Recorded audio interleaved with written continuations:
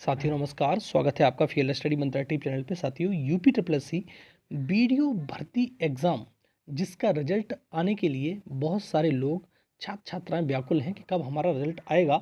इसी क्रम में आपके द्वारा कल यानी 8 तारीख को धरना प्रदर्शन किया जा रहा है यूपी ट्रिपल एस सी आयोग पिकअप भवन पर। ठीक है साथियों, तो आप सभी लोग ज़्यादा से ज़्यादा संख्या में वहाँ पहुँचने की कोशिश करें, जिससे आपके जो साथी हैं उनका हौसला अफजाई हो और अच्छे से धरना प्रदर्शन हो सके और सचिव जी से बात हो सके कि इसका रिजल्ट के बारे में क्या ढील डाल है, कितना डिले होने जा रहा है। ठीक है साथियों, और साथियों जैसे मैंने कल भी बताया था कि वीडियो कट ऑफ क्या 200 प्लस जाने वाली है। देखो मैंने ये कहा था कि आपकी जो कट ऑफ है, अगर लेखपाल भर्ती को देखें तो उसकी कट ऑफ ये 200 प्लस ही रहेगी फाइनल की। ठीक है, ये कट ऑफ फाइनल की बता रहा हूँ मैं। ठीक है, 200 प्लस 205 के समथिंग जा सकती है, 200 से 205 के।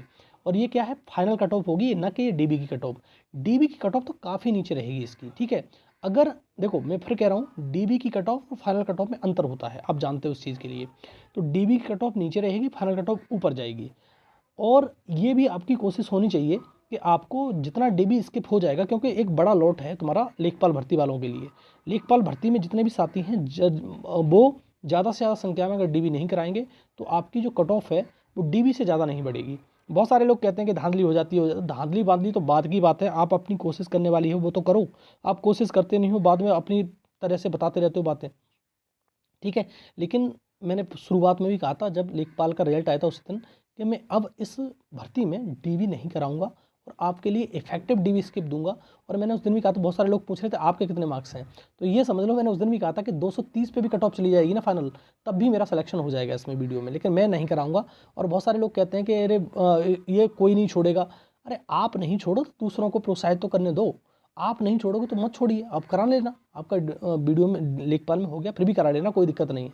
लेकिन मेरा काम है आपसे कहना, अगर आप मानते हो तो मान जाओगे, नहीं तो कोई बात ही नहीं, आपकी मर्जी है ये तो। ठीक है, तो मैंने आपसे बता दिया कि आपकी कट ऑफ 200 से 205 फाइनल जाएगी। और हाँ, थोड़ा हो सकता है कि आप डीबी को स्किप करा लो ज़्यादा, तो आपकी कट ऑफ 200 के अंडर भी 1-2 नंबर कम रह सकती है। ठीक है, तो ये फाइनल की बात कर रहा हूँ और डीबी की बात नहीं कर रहा हूँ, पहली बात। दूसरा साथियों, ईडब्ल्यूएस मैंने पहले ही बताया था, ईडब्ल्यूएस का जो है, ईडब्ल्यूएस इसमें लागू होगा या नहीं होगा, ये पूरा का पूरा सरकार पे डिपेंड है कि आयोग पे डिपेंड है। तो ये पूरा का पूरा मामला सरकार के पक्ष में होता है। सरकार अगर चाहेगी तो आयोग को निर्देश दे सकती है कि आप ईडब्ल्यूएस इसमें लागू कर दो और भरवा लो, फिल करवा लो और ईडब्ल्यूएस लागू कर दो, ऐसा होता है।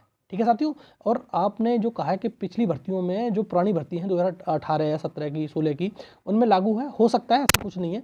सरकार चाहे तो कुछ भी करा सकती है, लेकिन ईडब्ल्यूएस को मालूम है आप 2019 में इंक्लूड हुआ था, वो बात अलग है, लेकिन लागू हो सकता है। लेकिन ये आयोग के बस की बात नहीं है, ये सरकार के बस की बात है। आयोग को निर्देश दिया जाएगा और आयोग मानेगा सरकार की बात, ये होता है। ठीक है, तो इसके पक्ष में ज़्यादा आपको सोचना नहीं है, वो तो बात की बातें हैं कि होगा कि नहीं होगा, वो बात है। और साथियों सबसे बड़ा कन्फ्यूज़न इस बात का है, साथी बहुत बार कहते हैं कि इसमें नॉर्मलाइजेशन नहीं होगा। बार बार कमेंट बॉक्स में लिखते हैं आपको कुछ नहीं मालूम, आप जानते ही नहीं हो कुछ भी, नॉर्मलाइजेशन नहीं होगा। और साथियों आप लिख लो इस बात को, नॉर्मलाइजेशन हो रहा है इसमें और आपको नॉर्मलाइजेशन होता दिखेगा। ठीक है, नॉर्मलाइजेशन होगा। 4 शिफ्टों में पेपर हुआ है। जो फर्स्ट शिफ्ट थी पहली आसान थी, सेकंड शिफ्ट डिफिकल्ट थी। 26 की बता रहा हूँ, 27 की फर्स्ट शिफ्ट उसी प्रकार से आसान थी और 26 की सेकंड शिफ्ट उसी प्रकार से डिफिकल्ट थी। ठीक है, तो इन शिफ्टों में सेकंड वाली शिफ्टें दोनों की 26 की और 27 की, उनमें कम से कम 3 से लेकर 4 प्रश्नों में आपको नॉर्मलाइजेशन देखने को मिलेगा। 3 से 4 प्रश्न का मतलब है 6 से 8 नंबर का परिवर्तन देखने को मिलेगा। ठीक है साथियों, तो आप ये मत कहना कि आपको नॉर्मलाइजेशन नहीं होगा, आप अपने पक्ष की बात कर सकते हो, लेकिन नॉर्मलाइजेशन हो रहा है। ठीक है साथियों, ये बात समझ लो, नॉर्मलाइजेशन हो रहा है इसमें। दूसरा, 8 तारीख को मैंने बता ही दिया, पिकअप भवन आपको चलना है सभी को कल, मतलब कल ही है 8 तारीख, तो 8 जनवरी को आपको सभी को एकदम से एक यूनिटी बना के आपको जाना है, सचिव जी से बात करने। देखो होता क्या है, जिस भर्ती का दबाव बन जाता है ईपी ट्रिपल एस सी में, उसी भर्ती का रिजल्ट जारी कर दिया जाता है आयोग के द्वारा। आपको मालूम है कि लेखपाल वाले साथी एक बार अच्छी तरह से उन्होंने इतना हल्ला बोल कर दिया कि पूरा का पूरा मतलब मीडिया उसको कवर किया, सरकार पे दबाव बना, सरकार ने इस भर्ती को प्रायोरिटी में लिया और इसका रिजल्ट जारी करवा दिया फाइनल। अगर आप चाहोगे तो इसी प्रकार से आपका फाइनल रिजल्ट निकल के चुनाव से पहले आपको ज्वाइनिंग मिल सकती है, ये गारंटी है आपके लिए। ठीक है साथियों, लेकिन आप पे डिपेंड करेगा कि आप चाहते हो कि नहीं चाहते हो, ये बात आपके ऊपर डिपेंड है। तो साथियों बस समझ लो कि अगर आप अच्छी खासी संख्या में पहुंच जाते हैं, सचिव जी से बात हो जाती है और मीडिया आपको कवर कर देती है, तो ये मान लेना कि आपका रिजल्ट आपके समक्ष बहुत जल्दी 8 से 10 दिन में प्रस्तुत हो जाएगा। डीबी हो जाएगा 10 से 15 दिन के अंदर और आपको सब कुछ प्रक्रिया होकर चुनाव से पहले आपका फाइनल भी हो जाएगा रिजल्ट। ठीक है, तो ये बात मान लीजिए आप।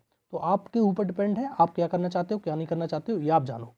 दूसरा साथियों कि मैंने पहले भी बताया था कि कम से कम 5,000 से लेकर 6,000 लोगों का, 5,000 तो कम से कम मानो, और ज़्यादा से ज़्यादा 6,000 लोगों का आपको डीबी में शॉर्ट लिस्ट होने वाले हैं। तो इतने सारे लोग जो डीबी में शॉर्ट लिस्ट होने वाले हैं, 5 से 6,000 लोग, वो तैयार रहें, अपने डॉक्यूमेंट वगैरह तैयार कर लें। और डॉक्यूमेंट में ज़्यादा कुछ है नहीं, मैं एक बार बता देता हूँ आपको। हाई स्कूल और इंटर की जो आपकी मार्कशीट होगी, और देखो होता क्या है, कुछ पहले के लोग इंटर अगर हाई स्कूल किए हुए हैं तो उनकी सनद और मार्कशीट अलग होती है, आपके जो किए हुए हैं उनकी सनद और मार्कशीट एक ही होती है। तो आपका जो पहले वाले हैं वो चारों चीज़ तैयार करें, हाई स्कूल और इंटर की मार्कशीट और सनद, और अभी वाले दोनों जो अपने सर्टिफिकेट तैयार कर लें। दूसरा आपका पैन कार्ड है, आधार कार्ड है, ये लगता है, ज़्यादा कुछ लगता नहीं है इसमें, सही बता रहा हूँ आपको मैं, कुछ लगने वाली बात नहीं है, आधार कार्ड और ये, और कम से कम 6 से 8 फोटो तैयार कर लेना आप अपने, जो 6 से 8 फोटो हैं वो तैयार कर लेना। ग्रेजुएशन की लगाना चाहो तो लगा देना, उसमें कोई ज़रूरत नहीं होती है ग्रेजुएशन की। इसमें लेखपाल वाले में भी नहीं मांगी थी, क्योंकि उन्होंने कह दिया है हमें इतना टाइम नहीं है, बहुत सारे लोगों को डीबी कराना है, आपकी मर्जी है, लगाना चाहो लगा दो, नहीं लगाना चाहो तो कोई समस्या नहीं है। ये इंटर बेस पे होती है भर्ती, तो इंटर तक ही आपके डॉक्यूमेंट लगेंगे, उससे ज़्यादा नहीं। ठीक है साथियों, जाति प्रमाण पत्र लगेगा और तुम्हारे 8 से 10 फोटो लगेंगे। पीटी का स्कोर कार्ड हो तो ठीक, पीटी इसमें है ही नहीं तो उसका मतलब ही नहीं है इसका। बस इतनी आपको डॉक्यूमेंट लगाने हैं, 6 से 8 फोटो हो जाने चाहिए आपके पास में, और करेक्टर सर्टिफिकेट लगेगा नहीं, करेक्टर सर्टिफिकेट ज्वाइनिंग में आता है आपका। आपके सारे कुछ मार्कशीट और सनद हाई स्कूल इंटर की, और तुम्हारा पैन कार्ड, आधार कार्ड, फोटो, और तुम्हारी क्या कहते हैं उसको, ये हो गया पैन कार्ड, आधार कार्ड, फोटो, बस ये लगते हैं आपके जाति प्रमाण पत्र। ये बस तैयार कर लेना, उससे ज़्यादा तैयार करने की ज़रूरत नहीं है। अगर आपने कहीं भी मिस्टेक कर रखी है, कहीं भी आपके नाम में, अपने पिताजी के नाम में, माताजी के नाम में मिस्टेक है, तो आपको एक एफिडेविट बनवा लेना है कोर्ट से, तो बन के आपको वहाँ लगा देना है, तो आपको कोई दिक्कत नहीं होगी, क्योंकि हम प्रोविजनल कर देते हैं ना, वो समस्या हो जाती है इस प्रकार से। ठीक है साथियों, तो इतने अपने डॉक्यूमेंट तैयार करा लो, बस इससे ज़्यादा तैयार करने की जरूरत नहीं है। ग्रेजुएशन वाला लगाना मत, उन्हीं पर ज़्यादा लफड़ा हो जाता है। ठीक है साथियों, तो ये रहा वीडियो अच्छा लगता है तो साथियों लाइक शेयर कर दो, चैनल को सब्सक्राइब करके रखो, बेल आइकन दबा दो, जिससे मेरी आने वाली वीडियो को नोटिफिकेशन आपको मिलते रहेंगे। ठीक है साथियों, धन्यवाद।